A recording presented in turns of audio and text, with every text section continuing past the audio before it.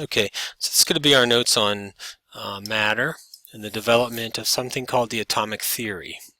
And the atomic theory is really talking about this idea of matter, because this is atom, right? You can kind of see that word in there. That's atom. And theory is understanding what it is. And this is just development of understanding of what an atom or matter is. Okay, and it all really started out with the Greeks and some early scientists, and examples of those would be Aristotle. You might look at those in Plato, and others. We might look at them as not being scientists, but they considered themselves philosophers, and that had a lot to do with science, and they believed in the four basic types of matter, earth, water, and those kind of things. And they saw matter as continuously infinite, or you could just break it down, and no matter how many times you broke it down, it would continue to be able to be broken down. So, like example is like if you had this orange, and you cut the orange in half, you then have two separate half pieces. If you then took one of these half pieces and broke it in half, you would end up with two halves. You could then take one of those pieces and break it in half. Okay, and you could do this forever. That you could just keep breaking it down and it would never stop.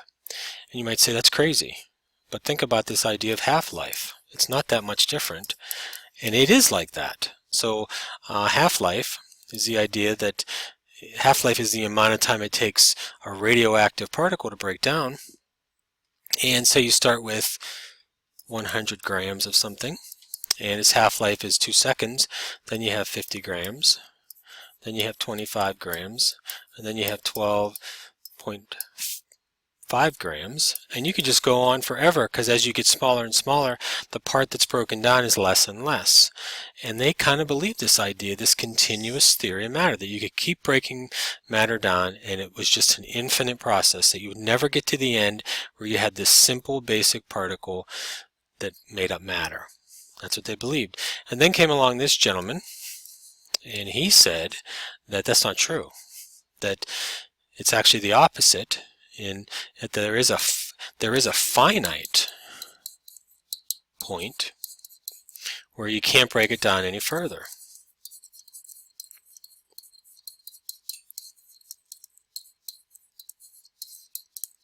And he called that part, so this point where you reach and you can't break matter any farther, the smallest particle of all matter, he called the atom, and we still use that today. He says once you get to the atom, you can't go any further, or it's not matter anymore, or it's something else. But he came up with this idea, and people laughed at him and said, "You're crazy, it's not true," but it was. Okay, so this is the theory that really drives us today, this discontinuous theory of matter, and it came about a long time ago, and contemporaries of these guys right here. But over time, people began to realize that this was true as they tested things, and understood John Dalton was a important scientist that was involved in that, and some of these ones we're now going to look at. But these guys, this theory was around for a long time, and it wasn't until people began to investigate and test things that this theory really began to be accepted. And the problem with it is that an atom is so small. How do you ever tell whether something's still there or not if you can't even see it? And once microscopes came about and the ability to measure these things, then they could really start thinking about this idea again. So if we look at some of these further scientists, and these are more contemporary, maybe 1800s, not really contemporary exactly, but more of what we think of as atomic development. And you have this gentleman right here, and he came up with the idea of conservation of mass.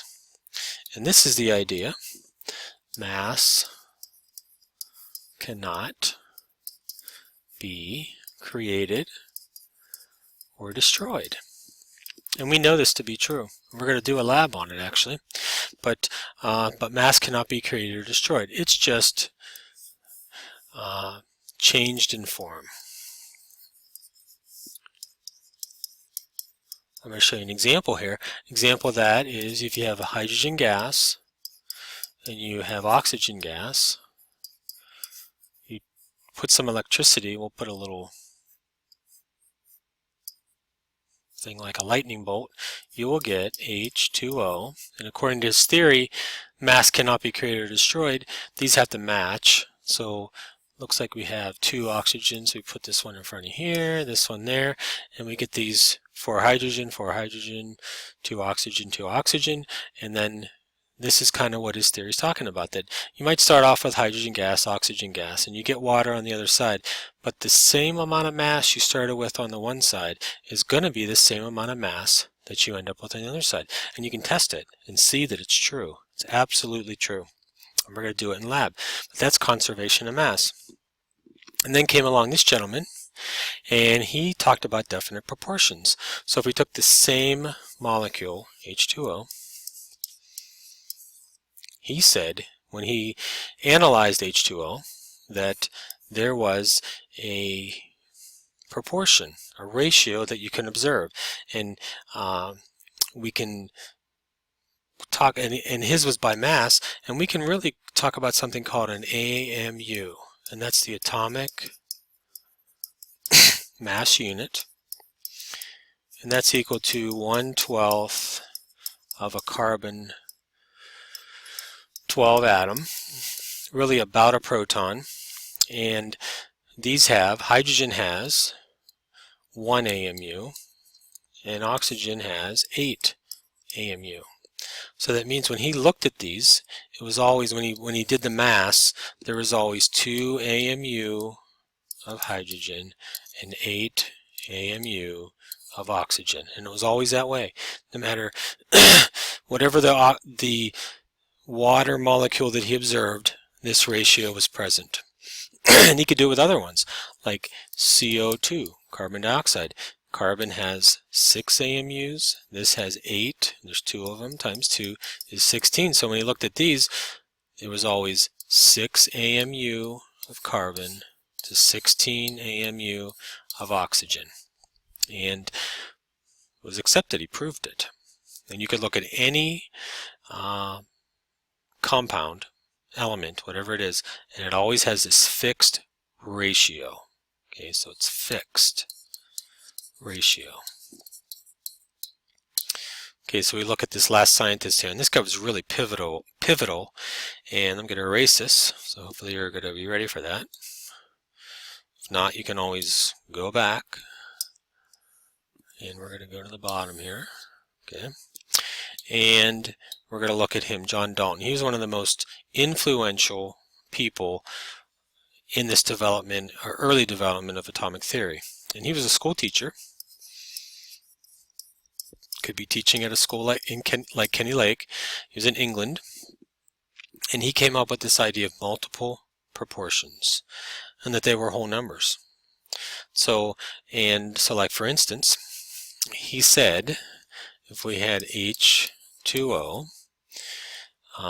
and he did by mass, but he talked about this idea that when you measured the number of molecules, that it was always a whole number. So H2O, there's always 2 hydrogen to 1 oxygen. CO2, there's always 1 carbon to 2 oxygen. It's this ratio, this proportion. If you looked at NaCl, it was always 1 Na to 1 Cl. He said you never see 1.5 oxygen to 2.7 carbon. It never works that way. They're always whole numbers. Okay, so he was kind of seeing this bonding activity where one molecule always bonds to another in a whole number ratio. You never see decimals, you never see fractions. And that's called the law of multiple proportions. And all these are laws: law of conservation of mass, law of definite proportion, and law of multiple proportions. And through his study, he came up with these 4 ideas. And really is very pivotal in understanding matter. First one is all matter is composed of atoms that cannot be broken down any further. And this is this discontinuous theory of matter. It's true. And then he said all atoms for an element are alike. So, and that's true as well, right? So all the oxygen elements are the same. Okay, that's kind of true. We'll talk about that in a minute. Kind of true, but there can be some differences. And then all atoms are unique to an element. We know that's true, right? Because oxygen atoms have a certain amount of protons and neutrons. They're not actually neutrons, but protons, and that determines what it is. And all oxygen, the element oxygen, is only made up of oxygen atoms. So we'll add that.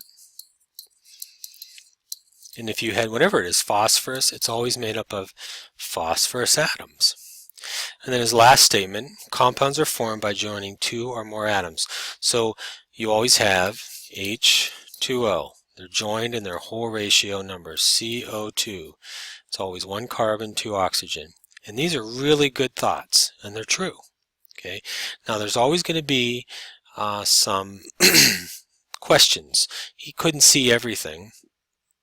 And one of the things you could argue here is maybe not too somewhat, right? Because you could have carbon, the element carbon, and there's actually carbon 12 and carbon 14. So they're not exactly the same. They can be a little different. And we'll learn about why that is.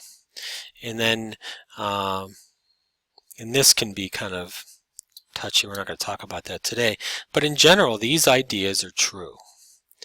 And that's really our notes, though.